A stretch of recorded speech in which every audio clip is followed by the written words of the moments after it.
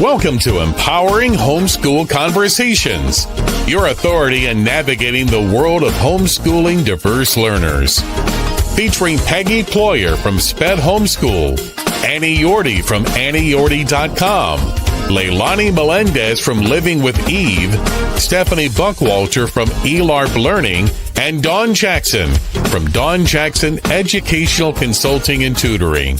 With over 75 years of combined homeschooling expertise, experiences, and perspectives, this group is eager to share their wealth of wisdom to empower your homeschooling journey. So grab your favorite mug, settle in, and get ready for insightful discussions, valuable insights, and practical tips. Give your homeschool the power boost it needs to successfully educate the unique learners in your home.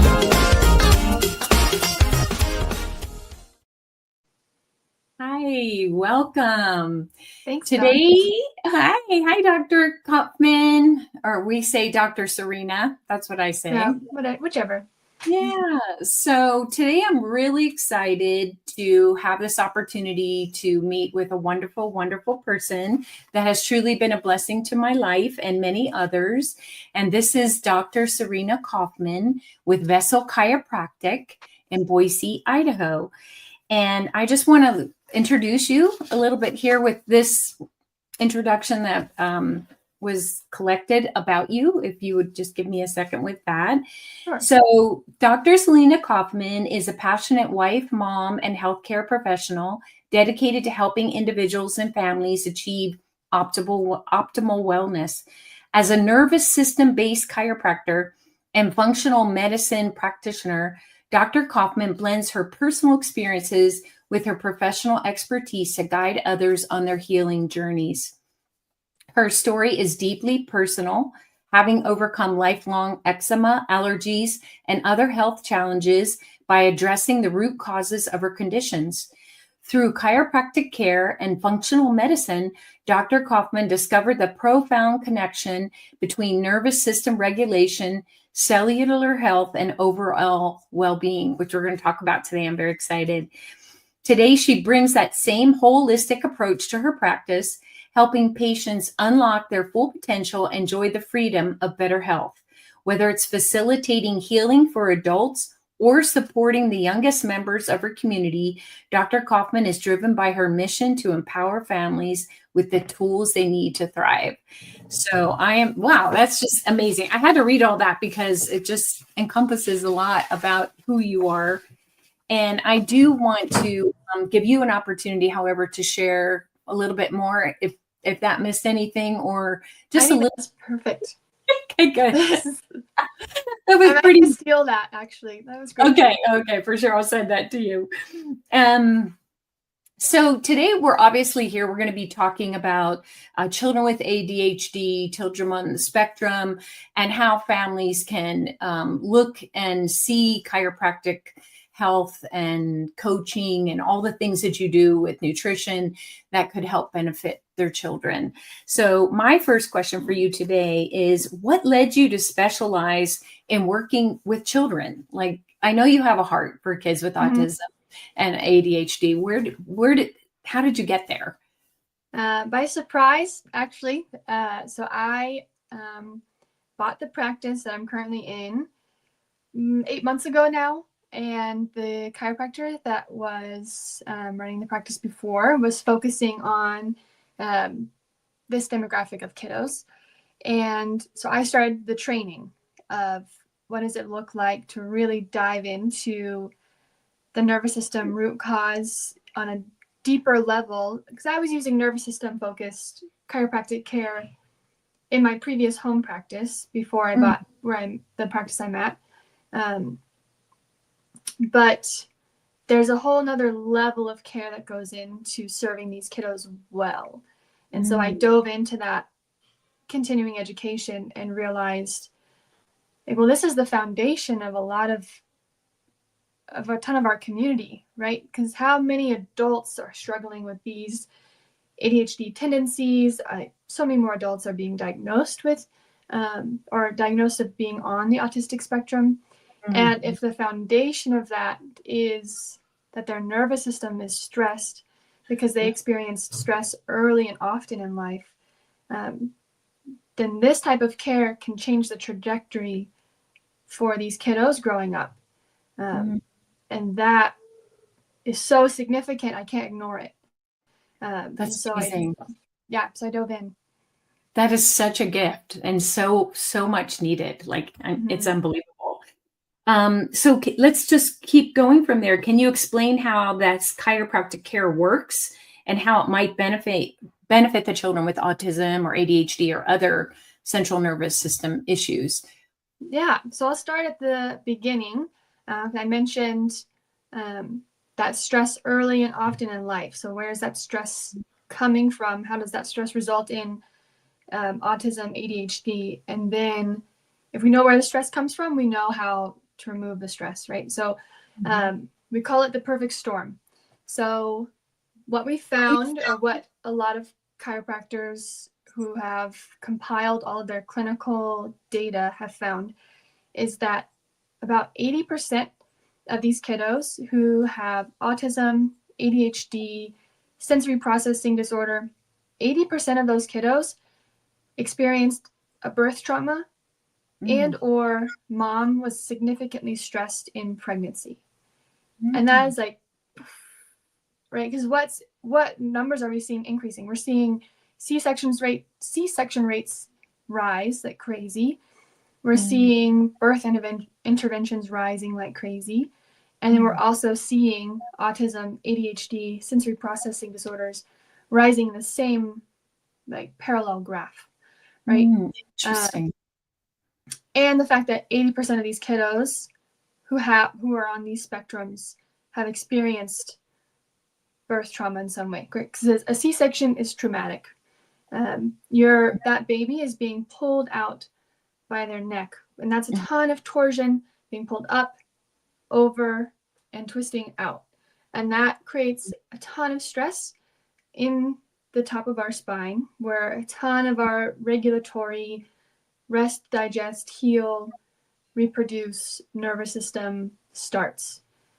So we start our life wired, right? So how many of these kids on the spectrum had colic when they were a baby? Probably a lot of them, right? A colic is just a sign of a really stressed baby.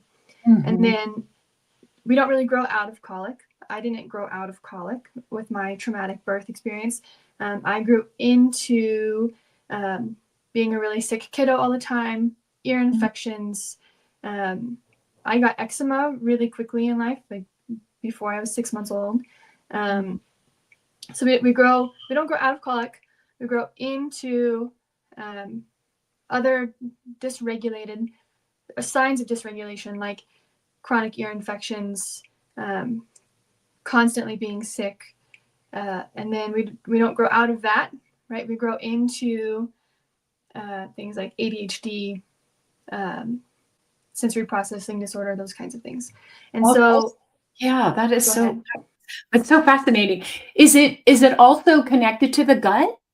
Is there our nervous system, it's our master system. So it controls every cell, organ, tissue of the body, right? So if our nervous system is stressed, it's stuck in fight, flight, tight, it can't tap into rest, digest, heal, recover, adapt, right? It's not adaptable. And so the hormones that we produce are different in fight or flight versus rest and digest. If we're in fight or flight, the nervous system isn't even directing blood flow, like isn't telling our body to direct blood flow to our digestive system. Wow. Right? So constipation, those kinds of things are what's happening in that wound up fight or flight state. With a lot of these kiddos, they're either we kind of tag them as the raging bull or the drunken bull, right? If you can like picture a bull in a china shop, it's like these kiddos are just flying so fast they don't have time to process their surroundings and make good decisions and sit still long enough to accomplish something, right? They're just crashing into everything around them. And then those kiddos, once they run out of energy, so that's fight or flight when you still have energy. And then those kiddos, if they stay in that wound up stress state, they run out of energy, and then they're these drunken bulls. Their body's fatigued all the time. They're getting more sick. They're clumsy, like they're truly clumsy, and just getting drained. But still, their systems are still wound up, but they're exhausted now. My goodness, this is amazing. Wow. Yeah. So knowing those things, right? If physical stress got them in this situation, like birth trauma, there's a lot of significant research showing that when mom is pregnant with this baby and has high stress while she's pregnant, her baby's nervous system is mirroring hers, right? So her nervous system is imprinting a stressed state on baby. And usually a lot of times those births don't go very smoothly, because you can't, like, birth is a parasympathetic rest, digest, reproduce state. Our body needs to be able to tap into that state to have a successful, smooth birth. And if we're strung out and wound up, it's not easy to have a baby. Wow. That is so amazing. Like, I'm thinking of my own story with my firstborn, and I have to share that with you on another day. You and I will talk about it, but I completely hear what you're saying, and it mimics exactly what I went through. Oh, wow. Interesting. Yeah. Very insightful. Thank you. So that's like in our this concept of chiropractic are 3 T's, or 3 traumas. There's traumas, or like our 3 stressors. There's traumas, thoughts, and toxins. So that's our birth trauma is our physical stress that we encounter, and thoughts are our emotional stress that mom can imprint on baby, and the baby can experience that too, right? And then toxins. So toxins are huge in autism, ADHD. Like, that's what a lot of moms are trying to track down. Like, is this like what our kids are getting injected with? Like, what does that have to do with it? But an argument that I've heard, one of these prominent docs who's teaching me these concepts is like, okay, well, we've had toxins in our environment for a very, very long time. And I would say this to be true with my functional medicine experience. Our body has pathways to manage toxins, right? We have cellular pathways to detox. And if we have the resources to do that, it shouldn't be a big deal. And our body has ways to store those things so they're not impacting our brain health to an extent, right? And so if we're addressing the nervous system health, we can help the body manage that stress of toxins. Which the way we help, to answer your original question, the way we help kiddos come down from these stressors like birth trauma is with gentle, specific chiropractic adjustments, right? We are physically removing that stress from the nervous system with really gentle adjustments so that the body can adapt and heal the way it was designed to. And I have scans to show this, right? When I first started in the practice, I was like, I don't know how this works. I believe in the power of chiropractic. And I'm going to trust this process wholeheartedly. And I have scans that can show my progress, right? So I'm going to trust, and I'm going to scan. You've experienced these scans, right? So they show me the health of your nervous system, where you are in fight or flight versus rest and digest, and what your energy reserves are, where you're holding that stress in your nervous system. And so on day 1, we get these kiddos, everyone, scanned. And okay, this is the health of your nervous system. This is based off of this data that's objective, and your health history and what you're managing now in your day-to-day. This is my plan for you. This is like the level of care that I believe you need. And then we rescan as we go. And I see these kiddos move up into the healthy levels of these graphs to adaptable states of their nervous system. Stress is like way reduced in their spine. That's great. It's incredible. Yeah. It's incredible. Yeah. That is exciting. And just on a question on that. So do you find that children heal quicker or Oh, change? yeah. Yeah. Yeah. Yeah. They're Yeah. And so much more adaptable, right? They don't right. have, like, if we think about it as an onion, right? We have to peel back layers.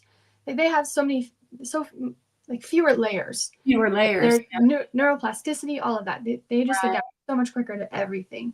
And Right. so helping a kiddo with ADHD and autism is so much faster than helping an adult with these things. That's Um, amazing. that's That is that's how all healing goes. The kids are just incredible.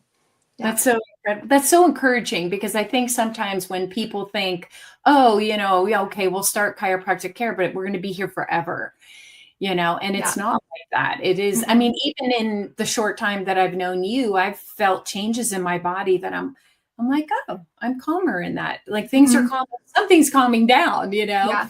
And so I've got a long way to go, I'm sure, but I'm excited for this. This is very different than Mhm. anything that I've ever experienced. So, Yeah. well, let's go to the next question. I think we already answered tailoring your treatment, so we'll move on. Are there any, I don't know if we've answered this, but are there particular chiropractic techniques or adjustments you use more frequently when working with children? Yeah.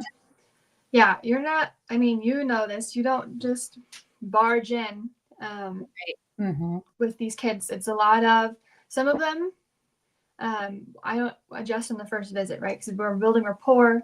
There's a lot of value in communicating what's to come and gaining their confidence in me. And same with mom and dad, right? A lot of them, like, it doesn't make sense for me to adjust the first visit, even until we have built a relationship and we've created that educational component of what the plan is. And so if this kiddo is the raging bull still, we're focused on more gentle, we call them tonal, right? So it's a lot of touch for adjustments, and it's like sustained contact, because our goal is to calm down the nervous system. And then these drunken bulls their bodies are fatigued and don't have energy left, a lot of times I think those are a little more, there's a little more umph in those adjustments. But with these kids, I'm building rapport with them, and we're not starting with those. That's interesting. And it doesn't, this type of chiropractic, it doesn't look like what you see on TikTok or sensational things. I mean, there's not twisting and popping and cracking, Right. which is probably what a lot of parents like. Why am I going to take my 8-year-old or my 3-year-old to go get twisted and cracked? Like, that's not at all what's happening. It's so gentle. And what's exciting is I can say, trust me, this is gentle and it's going to look really simple, because a lot of these kids, less is more. And so it's one adjustment, and I get to see them frequently. So it's like, we're doing one adjustment that's gentle, and we're going to let their nervous system process that and lock it in. And then when I see them in a couple of days, we're going to do another adjustment. And then soon we can start stacking them a little bit. But in a lot of cases, it looks way different and way simplified, and it's not showy, which isn't sensational, right? So that's why it doesn't have, people don't know about it or see it. It's quite different. And I will just say, just because I must have been the raging bull when I came in, because you went really gentle with me, but just your presence, and I know the atmosphere of your office and the, if you want to say the energy or just the flow of that, it's so calming to me. It's like walking out of a massage. Yeah. It's just so calming, and you're just really in tune. Like, I've noticed that, like, you're really present with me when I'm there. So I can imagine, and I've seen you with mothers, and I've seen you with children, even dancing in your office. That was a little video you made for your holiday video, but that makes a huge difference. I've been to chiropractors for about 30 years, and it's the first time. So I have to say that makes a huge difference. And we did talk about progress or improvements. that you've seen in children after receiving chiropractic care. Do you have any kind of a story or something you would like to share on that? Yeah, my probably my most recent kiddo, his mom just walked into my office and she said, "Hey, I think I've heard a little bit about chiropractic, and my son's on the autism spectrum. Could this help?" Like, yes, yeah, let's bring him in. And so we got him scanned. So in the last 3 months of care, and for him, he's been coming twice a week. That's his story. That's what he needs. And based on his most recent scans, we're going down to once a week. So he typically, when winter hits, he gets seasonal depressive disorder. He gets really low. This kid, he's about 12. Yeah, he just turned 12. So the last few years, he's gotten depressive symptoms with the seasonal changes. This year, that hasn't happened at all. Wow.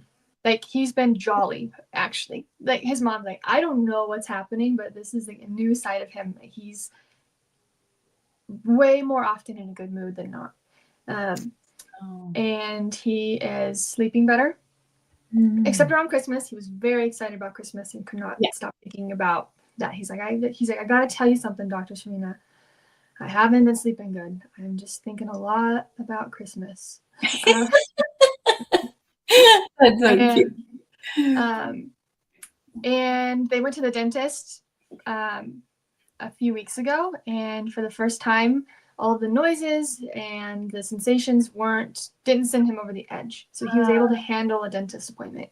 That's amazing. Yeah, which is a big deal for him. That is so the goal is, so mom pulled him out of school this year because it was too much, right? Feeling like people don't understand him or judging him. It's probably a lot of sensory input. So my next goal for him is that he can enroll back in school. If mom doesn't find that she likes homeschool, we'll see. Yeah. Hopefully she likes homeschooling. Yeah, we'll connect you guys. Yeah, that'd be great. But at least allowing him to adapt to more stimulus in those social settings and not feel overwhelmed and like he has to shut down. That's huge. Right. Yeah. So those are our next goals, and I'm really confident that with consistent care we can get there, right? Because we're calming down his nervous system, bringing him out of fight or flight, removing that stress so that his brain can take in sensory information and appropriately process it to create the correct response. That's wonderful. That is it's so well needed. I know, being in education and having that background in special education, there's so much emphasis on behavior. You know, if we can just get the behavior sorted out, if we can teach kids behavioral skills, and you do all this work and you're trying and you're doing all these different techniques, and you wonder, why aren't they getting it?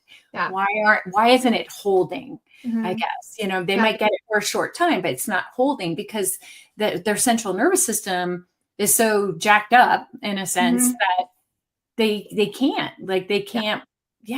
hold on to it. They can't remember it because they're in that state of fight and flight. So fascinating. Let me look at something else here. What advice would you give to parents who are considering chiropractic care for their child with autism or ADHD?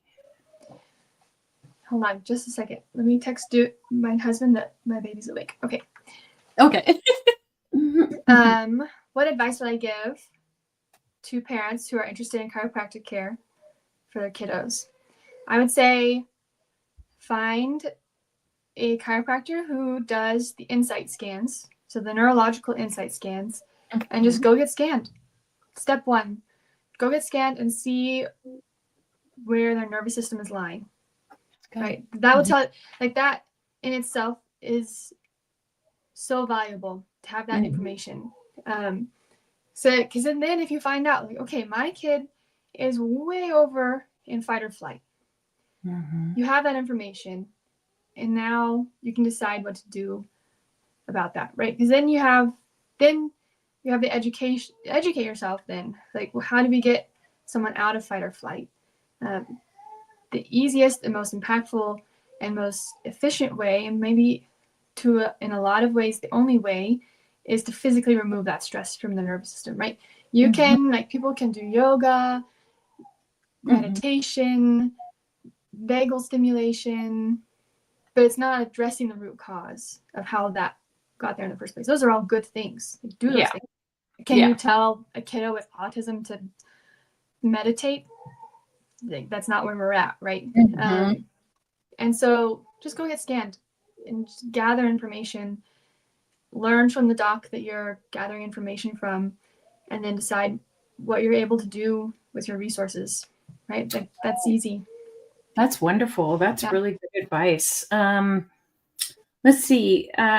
So in your opinion, what is the most important thing parents should know about integrating chiropractic care into their child's treatment plan? Yeah. So clearly I'm biased, right? But I would say the foundation is the nervous system, right? So we have to prioritize the nervous system and get that kiddo into an adaptable state so that they can then go to these therapies and soak them up really fast, right? So when we've talked to occupational therapists, physical therapists, cognitive therapists, I'm sure your work too, we've talked about this, of the behavioral changes. Like, if their nervous system is adaptable and they're ready to tackle new stressors or learn and do new things and not be in this protective mode, right? Because we can't be in growth and protection at the same time. And so getting us out of protection into a growth state so that these other therapies can just take off, right? So I'm a fan of occupational therapy, cognitive therapy, play therapy, the way you initiate learning.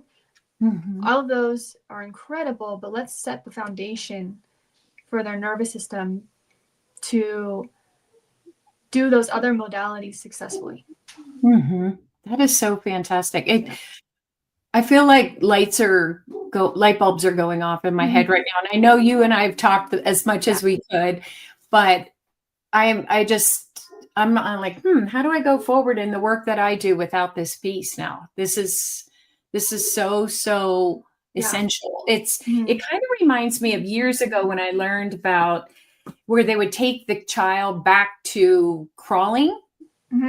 Yeah, right? primitive reflexes. Yeah, the primitive reflexes where they go back to the crawling stage. And there's even some workouts now I've seen for adults to do that, to go back to that crawling stage.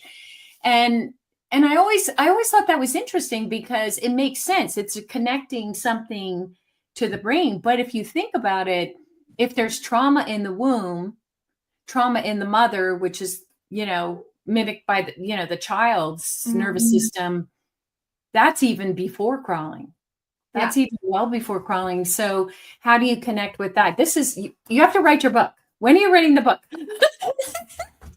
Well, I'm truly just taking this information from what I'm learning from Dr. Tony Ebel and the pediatric experience. And so I would just be copywriting at this point.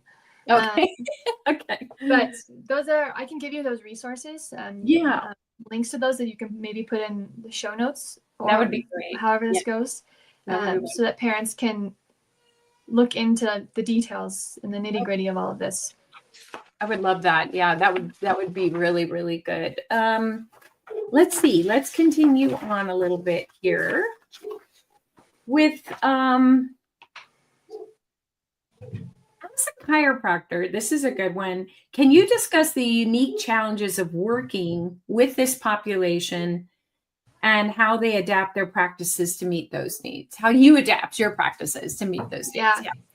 A lot of times we're on the kiddo's timeline, right? I still believe in informed consent and consent to care, right? So if they're saying, don't touch me, we have to build rapport, right? And so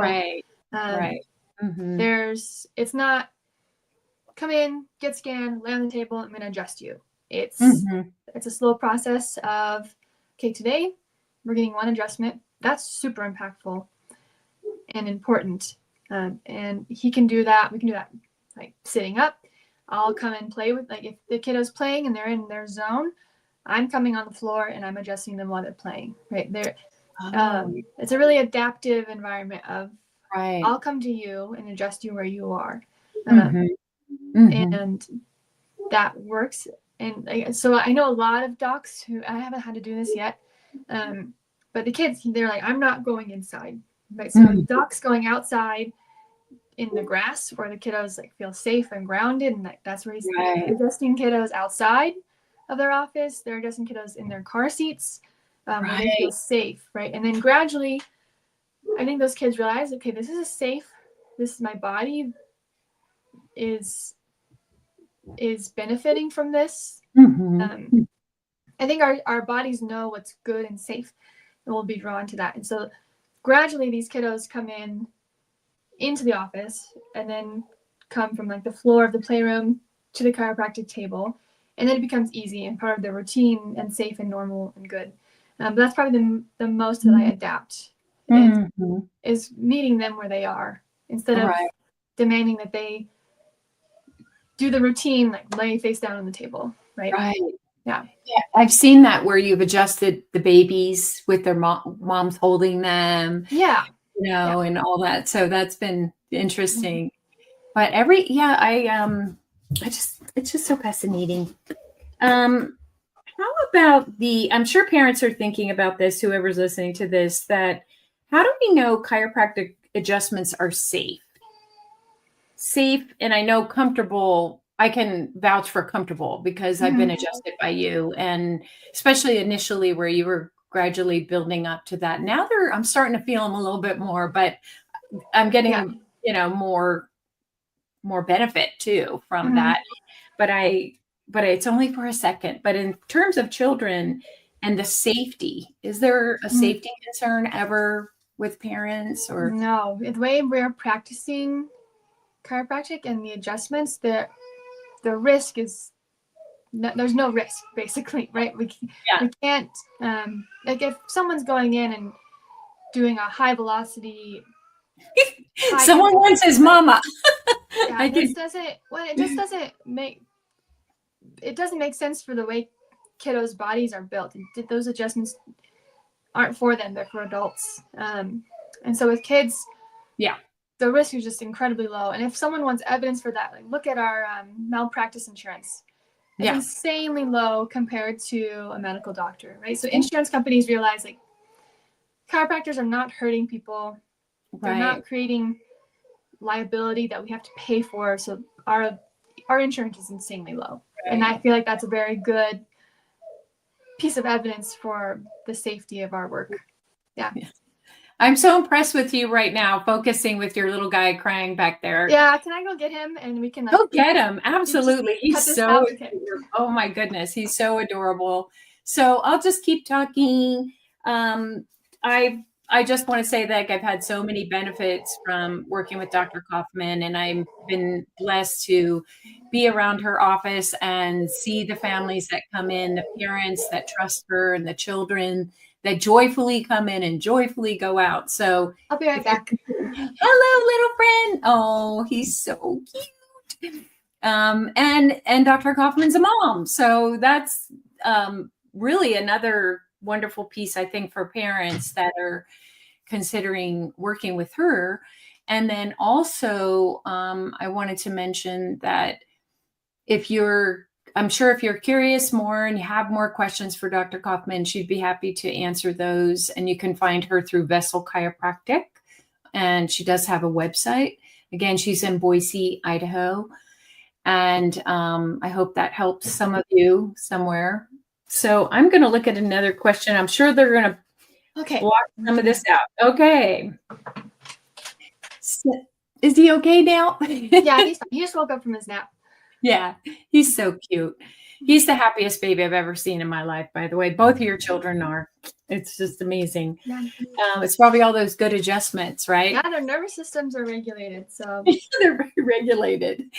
That's wonderful.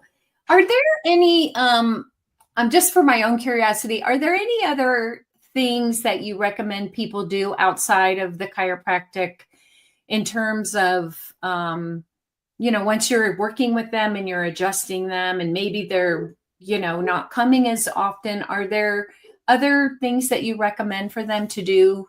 Yeah. Keep that regulation going. Yeah. My priority in the beginning is let's get them into an adaptable state. Because it's hard to make changes to their lifestyle when they're not in an adaptable state, right? So that's just the non-starter.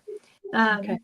But I want to have conversations with parents of like, are these kiddos, because a lot of times they're picky eaters, are they just eating all brown foods like chicken nuggets and French fries? That's not setting them up for success. And I'm not an expert in behavioral changes as far as food and whatnot, right? Because I can easily say that nutritionally, this is it, impacting, like the food we consume impacts us more than we understand. It impacts us on a cellular level, the way our cells express our genetics, right? It's important. And it's not just about macronutrients.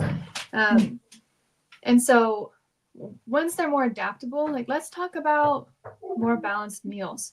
And I've heard other experts say, yes, it's hard to get your autistic kiddo to expand their palate, but you're the parent, right? At the end of the day, you're the boss. You're the one in charge, and there are techniques that you can expand the foods that they're eating, and kind of put your foot down and say that this is important and this is what we're going to do. That's any picky eating, and that is probably a strong opinion, and it's not. I'm not saying that's easy, but even a lot of picky eating comes down to not being adaptable and like it's sensory problems and things like that, right? So if we can address picky eating with chiropractic care, right? By helping them adapt to different sensations of textures and tastes and smells and that kind of thing. So appropriate nutrition, right? We can't be living off of junk food, fast food. That's not helping the situation. And then screen time is huge for these kiddos, right? It's I understand that with these kiddos that take a lot of mom and dad's energy and emotional capacity of like, okay, we need a break. Here's a screen. Or like these kiddos, some of them, like they love whatever's on the screen, right? It's this video game that they're incredible at playing. It's a show that they're obsessed with. But screen time has really negative, like insanely negative impacts on our neurotransmitter levels, right? The serotonin and dopamine levels play a big role in ADHD, right? And if we're constantly fueling, gosh, I'm going to get it wrong probably. Dopamine. If we're constantly fueling those dopamine, like that's like quick hits, immediate gratification, instant gratification, there we go. That fuels ADHD. Right? And it's hard to break that, right? Because there's dopamine, we're addicted to it in those quick hits. But on the opposite end of that spectrum is like, okay, we need to get outside, need to do things that require our balance, like riding a bike, playing sports, moving, just physically moving our body, asking it to use both sides of our brain, boosting serotonin to balance out those levels. That's huge and not to be downplayed, right? Because how many of these kids, and this is not me judging, but I see a lot of this combo of ADHD, autism, sensory processing, combined with brown, bland foods for the most part, or like very limited foods, and lots of screen time. And that's a trio I see quite often. And it's not coincidence, right? And that's not the root of the issue. The root of the issue isn't the food or the screen time. It's the maladaptability. And so we can get them adaptable, but then we have to change our lifestyle to maintain and build that adaptability and like overall well-being and quality of life. So that's a big conversation though. But I can have those conversations. I think I can have those conversations a lot easier once I've gained the parents' trust of like, okay, look, we're in an adaptable state here. This is how we take it to the next level. Yes. Yes. I love that. That is so good. Really, really good. Yeah. Wow. I know that could be a whole nother topic. Yeah.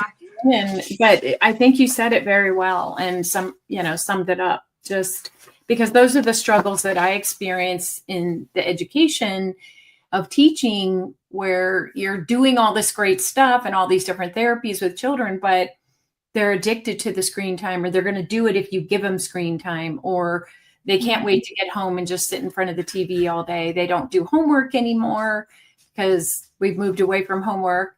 So there's pros and cons to that, right? But I think that overall it feels very defeating at times because it's a vicious cycle. Yeah. But I try not to let my brain go there. I just keep putting in as much as I can give. And then I realize for my work that I can't necessarily change the parents in the way they do things, but I can slowly drop information into the child, especially the older students, that this is impacting you. This is how this is going to impact you. Or, the sugar. We used to have a situation in my classroom where my aide would love to give them hits of sugar all day long. I'm like, we can't do it. Like, it's against my religion. No, it's like, these are kids with, diagnosed with ADHD. Yeah. And now we're going to give them, more dopamine. More dopamine, and I mean, they're just like little mice craving it too. And so it's hard. I mean, it's hard for me. And it's not going to be an easy task for a parent, right? Exactly. And so to ask a parent to do that right out of the gate without any, without an adaptable kid. Right. I'm not going to ask them to do that. Right? They are where they are. And so, so I think giving a parent hope of like, okay, now you look at how many ways, like they're experiencing how many ways their kid is adapting to the stressors in their life and becoming, like, they can have conversations and they can negotiate, right? I don't know how much you negotiate with children, but a lot. Right, but you can have, like, there's more at play. And so giving the parents the hope and saying, okay, now you're the parent. You have resources now, right? Your kiddo's in a state where they can take this on, and you can be the parent and change their future, right? Like, what is this kid going to grow up to be? Like, what is their potential if they're addicted to screens and have 3 foods that they eat, right? Like, I want more for them. And so allowing the parent to have hope, I think that's it, hope, right? They probably, like, how many of these parents are just like, man, like, this is my child's fate. Let's give them, let's just pacify them because that's what's easiest and that's what makes them happy now. Right. But those of us who have kids who aren't on these spectrums, right, the neurotypical, we don't settle for that, right? We're not settling for our children's instant gratification. What makes them happy now. So, no, it's okay to do hard things. This is like more parenting philosophy, I guess. But I love it. I love it. Yeah. Yeah. Like, for my kids, like, we're going to do hard things, and we're going to do things that you don't want to do, or we're going to not do things that you want to do because I care about who you're going to become as an adult. Right. And I want parents with children who aren't neurotypical to have to be able to have high standards and high hopes for their children too. So I love that. But I usually haven't got into philosophy with parents like that. So that's the book you're going to write. Okay. So I'm going to make sure you write a book someday. I'm going to keep pushing you. So I thought of another question. For those people that are listening to this right now, maybe a grandmother, maybe a friend, maybe someone who knows someone who feels like, wow, this is what this family needs or this child needs. How would a person talk to a parent or even to their own heart about trying this and not being afraid, but moving in this direction like that parent that came into your office that day, can you help? Like, Mm-hmm. Kind of hitting the wall and saying, what are my options? How would we approach a parent and share with them the idea of exploring chiropractic care for their child? I think in my experience with people in my office who get it, like, wow, this is incredible. And I know kids who can benefit from this. How do I get them here? I think everyone's unique, right? But there's this slow drip of just education, right? Just dripping education of like, how often is chiropractic the last resort, right? And that's fine, right? Try everything else. And a lot of it's not going to work, right? So let's educate on how we're addressing the root cause. And then I feel like it's such an easy step of like, just come get scanned. Just come get the objective data. Right. And go from there, right? Right. Because if we scan your kiddo and their nervous system is like right in the middle, adaptable, high energy reserves, like, okay. Yeah. That's still else. Information. But it's good I information. would put a lot of money on it. That kiddo's not in an adaptable state. Right. So, right. Just like informing and educating these parents of options, right? Introducing them to podcasts, right? That's something that's like, you don't have to commit to this, just listen to, and like for you, right? It's like, this is all making sense, right? We've tried all of these other things. Yeah. They're not sticking. This story lines up. The story tracks with my kid's story. And then like, I'm not making this up. I'm not successful because I'm lying to everyone, right? I don't know if people just don't believe, like, oh, chiropractors are quacks, whatever, call me a quack. You are not a quack. But I think there's like, oh, I don't know if they think we're lying or it's like we're over promising, but I think with the scans, that's how we are showing objective results, right? And it's not, we can't, unfortunately, like, not everyone is on the same page with this level of pediatric chiropractic care, right? We can't go to just some Joe Schmo chiropractor who's doing back pain, right? We're not going to back pain chiropractors and expecting neurological changes in our kids, right? This is like, where these kids are really struggling and have intense stories. Like, this is, in the beginning, this is like at least 3 times a week for a stint, right? Because we're and gentle and specific and unwinding this stress. And so I think people think chiropractor, back pain, how is this back pain chiropractor going to help my kid? It's like, no, rewrite the script of who these parents are taking their children to. Right. That's nervous system chiropractors. I think that's really important, Dr. Coffman, because I have been, like I said, to many chiropractors, and it's just very different. It's very different what you do. And I mean, my old age, I found you, and I know that was a blessing from God. And when you went to go see your son, I told everyone, I'm sure if they have questions for you, they can reach out to you through your website, Vessel Chiropractic. But maybe there's even other referrals in other states that, so I'll send a link to a directory. Okay. You can find other nervous system focused pediatric chiropractors who use these insight scans to get you this objective data to create these care plans that are specific and track results. I think that's the important step.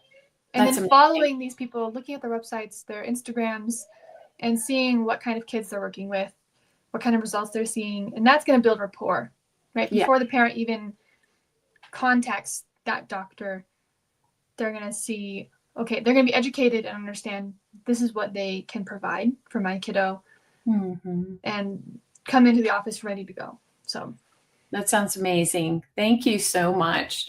Is there anything else you'd like to share that maybe we didn't cover? I didn't ask you. I don't think so.